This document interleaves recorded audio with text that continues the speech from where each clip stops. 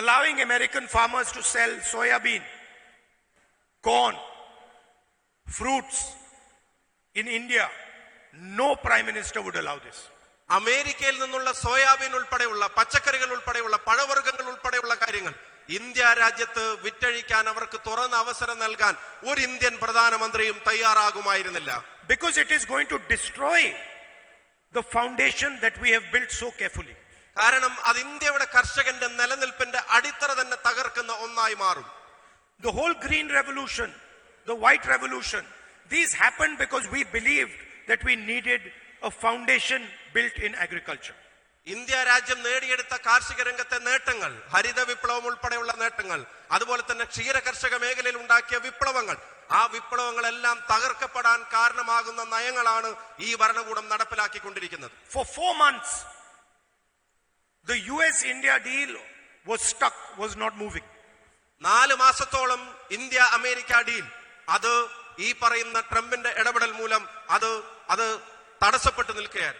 And I kept checking why it was stuck. അതെന്താണ് കാരണം എന്നുള്ളത് ഞാൻ അന്വേഷിച്ചുകൊണ്ടേയിരുന്നു. I was curious. എനിക്ക് ആകാംക്ഷ ഉണ്ടായിരുന്നു. And the answer I kept getting is that it is stuck because of agriculture. അത് തടസ്സപ്പെട്ടു നിൽക്കുന്നതിന്റെ ഏറ്റവും പ്രധാനപ്പെട്ട കാരണം അത് കാർഷിക മേഖല തന്നെയായിരുന്നു. Indian government does not want to open Indian agriculture to American companies. ആ തടസ്സപ്പെട്ടു നിൽക്കുന്ന സമയത്ത് ഞാൻ മനസ്സിലാക്കിയിരുന്നു ഒരുപക്ഷെ ഇന്ത്യൻ സർക്കാരിന് ഇന്ത്യയുടെ പാവപ്പെട്ട കർഷകന്റെ ഈ ഉൽപ്പന്നങ്ങൾ വരുന്ന കാർഷിക മേഖല അത് അമേരിക്കയുടെ ഭീമന്മാർക്ക് മുമ്പിൽ തുറന്നു കൊടുക്കണമെന്ന ആഗ്രഹം ഗവൺമെന്റിന് അന്ന് ഉണ്ടായിരുന്നില്ല എന്ന് ഞാൻ ആലോചിച്ചിരുന്നു. I checked this with multiple times with different people in government. ഞാൻ നിരവധി തവണ നിരവധി ആളുകളോട് ഇതേ സംബന്ധിച്ച് അന്വേഷിച്ചു കൊണ്ടേയിരുന്നു. അവരിൽ നിന്നെല്ലാം കിട്ടിയ ഉത്തരം അത്തരത്തിലുള്ളതായിരുന്നു. Nothing was moving. അത് അനങ്ങുന്നുണ്ടായിരുന്നില്ല, അതിന് അനക്കമുണ്ടായിരുന്നില്ല. President Trump was threatening the Prime Minister. അപ്പോഴാണ് ഈ രാജ്യത്തെ പ്രധാനമന്ത്രിയെ അമേരിക്കയുടെ പ്രസിഡന്റ് ഭീഷണിപ്പെടുത്തുന്നത് നമ്മൾ കാണേണ്ടി വന്നത്. Then in the president's address I started giving my speech. In the president's address in parliament I started giving my speech. അപ്പോഴാണ് പാർലമെന്റ് സമ്മേളനം ആരംഭിക്കുന്നത്.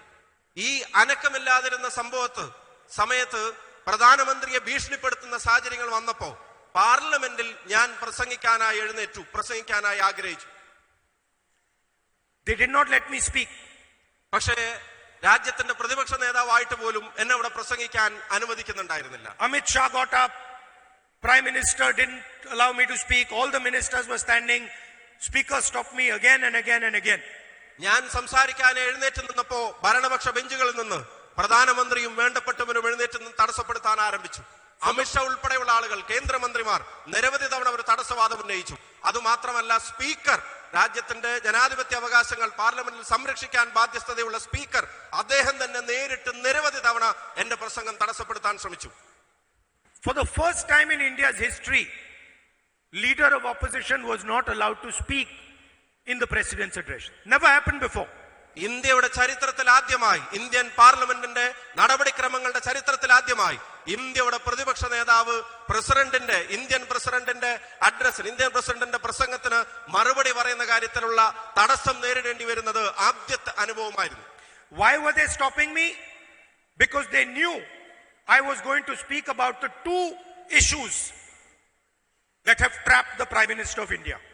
എന്നെ തടസ്സപ്പെടുന്നതിന്റെ കാരണം എന്താണ് എന്നുള്ളത് എനിക്ക് വ്യക്തമായിട്ട് അറിയാം. കാരണം ഞാൻ സംസാരിക്കാൻ എഴുന്നേറ്റാൽ അതീവ ഗുരുതരമായ ഗൗരവതരമായ 2 കാര്യങ്ങൾ ഇന്ത്യയുടെ പ്രധാനമന്ത്രിയുടെ മുഖത്ത് നോക്കി പറയാൻ ഞാൻ തയ്യാറായിരുന്നു. The first is 3.5 million Epstein files that have not yet been released.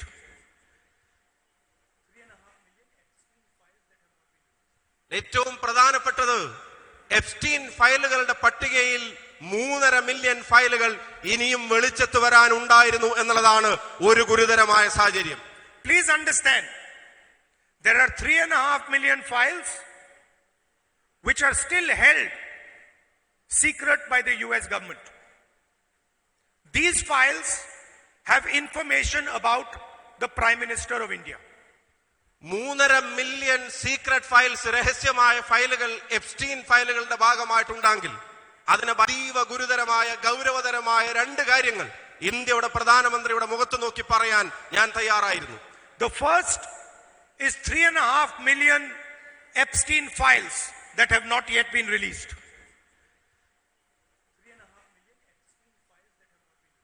ഏറ്റവും പ്രധാനപ്പെട്ടത് എപ്സ്റ്റീൻ ഫയലുകളുടെ പട്ടികയിൽ 3.5 മില്യൺ ഫയലുകൾ ഇനിയും വെളിച്ചത്ത് വരാനുണ്ടായിരുന്നു എന്നുള്ളതാണ് ഒരു ഗുരുതരമായ സാഹചര്യം.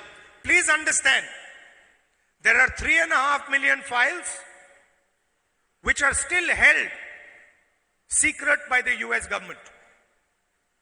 These files have information about the Prime Minister of India.